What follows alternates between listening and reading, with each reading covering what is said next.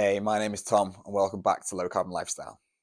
I think that heat pumps are one of the major ways that we are going to solve climate change. And in this video, I'm going to tell you why.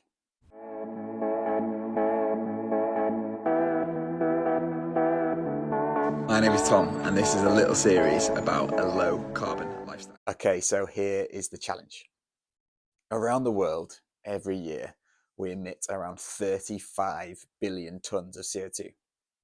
We do that by digging up, processing, leaking and burning fossil fuels for a few different purposes. First of all, we process fossil fuels to make plastics that we use every day for loads of helpful things. We process fossil fuels to make fertilizers that again we use every day to help grow food. And then we also burn fossil fuels to extract energy to make things move, to make electricity, and so we can get heat. Heat in our buildings, keep us warm, and heat in industrial processes. That means we can make the stuff that we need every day. So let's go through them one by one. The first one, plastic. I'm no expert on plastics, but I know that we're all doing our part to use less plastic and to recycle the plastic that we don't need anymore. And also that there are developments in materials all the time that could use more sustainable materials in the future. Second process, I'm no expert on fertilizers, but I know there are ways that we can grow food that mean we could use less fertilizer and therefore less fossil fuels. And there are sustainable practices of farming that could get rid of fossil fuel use for fertilizer altogether. Okay, third thing, I'm not really an expert on how we make things move, but I do have a degree in mechanical engineering. And although I wouldn't know where to start in fixing an engine or repairing my car, I know some things about the theory of how a car engine works, how a jet engine works, and I even did a module on rocket propulsion, literally rocket science. We use fossil fuels because in a small amount of fuel, those fossils as hydrocarbons pack a big punch in terms of energy. For over a century, we've burnt fuel to power cars and trains and boats and planes. I do know that there are ways that we can get around and move other things around without burning fossil fuels, like walking, like cycling, like electric mobility, all those things. But we're not focusing on that today. The fourth thing that we use fossil fuels for, I know a little bit more about, and that's how we generate electricity. Again, a lot of the electricity we use around the world, we burn a fuel to make. So burn coal, oil, or gas. We do it to heat water, to drive a turbine that makes a generator spin, and that generates electricity. Electricity that means that we can work, talk, cook food, light up the night, keep things cool, and much, much more. We can heat water to drive a turbine using different processes like nuclear fission, or we can drive that turbine directly by taking energy out of already flowing water or moving air. And we can generate electricity when sun hits certain materials in solar panels. We know we can make electricity without using fossil fuels and make it with very low emissions. We need to replace the remaining fossil fuel generators, as well as making sure we can store some of the energy that we generate. But we could almost today have a very low carbon electricity supply all around the world. We just need to build it, which to be fair, does take some time. But we're not going to focus on that one today. Okay, so the fifth thing that we tend to use fossil fuels for, and this is where we're going to focus today, is heat. What about heat? Well, I think this is the major challenge for all of us around the world, particularly in the UK, where we're reliant on natural gas. But the story is similar around the world. For thousands of years, we've burnt stuff to stay warm and to cook food. This might originally have been wood or other kind of biomass things, but as we started digging up and using fossil fuels more and more, we eventually settled on piping gas to buildings and to industry to provide energy and heat where it was needed. This is an amazing bit of engineering. In the UK, we've got pipes underground carrying all these fossils all around the country to industry and to 25 million homes so that we can burn them in a little metal box to stay warm. This is a process that works really well, and with a fuel that until the last 12 to 18 months has been really cheap and in apparently endless abundance. but it is a fuel that we need to stop burning as soon as possible, and particularly if we're going to meaningfully reduce emissions and slow climate change. So that is the challenge. How do we generate heat? Something that we're reliant on for comfort, for health, hygiene, for cooking food, and how do we do it without burning fossil fuels?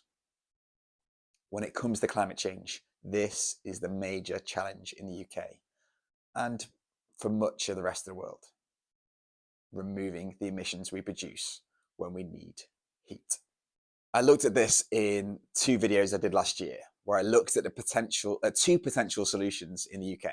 First of all, I looked at moving heat around from multiple sources to where it's needed by using district heat networks. And then second, I looked at burning hydrogen to generate heat, like hydrocarbon, that hydro without the carbon, so burning it in a similar manner to burning natural gas now, or we could use it in a fuel cell to generate electricity and make heat as a side effect. I'll let you go back to watch those two, but if it was TLDR, too long didn't watch, I think that heat networks are potentially a great solution, and I think that hydrogen would increase costs for heat, and it really risks locking in our emissions. So where does that leave us? I think for much of the UK, it leaves us with one solution: to install heat pumps, either as part of a district heat network, because you can get massive heat pumps, I've seen them, or at individual buildings in places that need heat. So why am I so sold on heat pumps? Well, for a few reasons. First of all, heat pumps don't burn anything to generate heat. They take heat from a source to evaporate a fluid inside the little system. Then they use a little bit of electricity to compress that fluid, and then they give off a lot of heat from that compressed fluid to wherever it is needed. And that could be air in a space, or it could be water in a radiator circuit or in a tank. Or it could be moving heat around in an industrial process. It's a clever bit of thermodynamic magic without any emissions in the process. But the electricity they use comes from coal power plants, which leads me nicely onto my second reason why I like heat pumps. The second reason is that heat pumps can be powered by any source of electricity. And as I mentioned earlier, we know how to generate electricity without burning fossil fuels. And we're building more and more wind turbines and solar farms and hydro turbines, and love them or hate them, nuclear power plants. All these generate electricity without any CO2 emissions in the process, and would power heat pumps to keep us nice and toasty warm all year round without any emissions. But won't that just mean we use loads of electricity, and just mean that we need to build even more low carbon power stations to power? Which leads me nicely onto the third reason I like heat pumps. Yes, we will need a lot of electricity to power heat pumps across the whole of the UK. But electricity is a carrier of energy, or what we call an energy vector, just like natural gas and hydrogen and any fuel that we can transport to move around. And the key thing about heat pumps is that they use substantially less of that energy. This is the thermodynamic magic that I mentioned. Because for every unit of electricity, a heat pump can deliver multiple units of heat. We tend to assume at least 3, but often even more. And through that thermodynamic process, it uses a little bit of electricity and takes a little bit more energy out of the source, whether it's air or water, to add up to a lot of heat. So although we may need more electricity in our system, we will actually be using about a half, maybe even a third, maybe even less of the energy that we do when we get heat from natural gas boilers. Heat pumps mean that we need less energy overall. There are lots of places around the world that are cold in winter, but also get too hot in summer. And if the climate continues to change, there may be places that are uninhabitable at both extremes, too cold in winter and too hot in summer. The joy of the heat pump process is that it's reversible. It's the same process as in your fridge or freezer. It can also take heat from inside a building and deliver it outside, cooling the space in the process. So Elon Musk says that there are 3 technologies that can help prevent climate change. Number 1, a solar panel for energy generation. Solar and wind. Number 2, a battery to store that energy. Stationary storage. And then number 3, an electric vehicle to use it and get us around. Electric vehicles. Elon Musk is wrong about a lot of things, but I think he's nearly right here. I just think he falls a little bit short. I think that heat pumps are one of the key technologies in solving our climate change problems, and it should be 4th on his list, even more so than electric vehicle, even more so than battery storage, but in tandem to wind turbines and solar panels, because heat pumps can generate heat without burning anything. They can be powered using renewable sources, and they are so efficient that we need less energy to give the same comfort. And so if we know the solution to this major problem that we have left, this problem of heat, then we should work to solve the problem as quickly as possible. Decarbonising heat doesn't need to be complicated, but we as a society need to do the work to strengthen our electrical infrastructure. We need to do the work to remove natural gas from our systems and install heat pumps. And to do all that, we might need to train engineers to work on that electrical infrastructure and to install those heat pumps.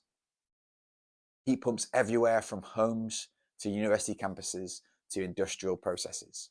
We know how to do all this. We just need to do it.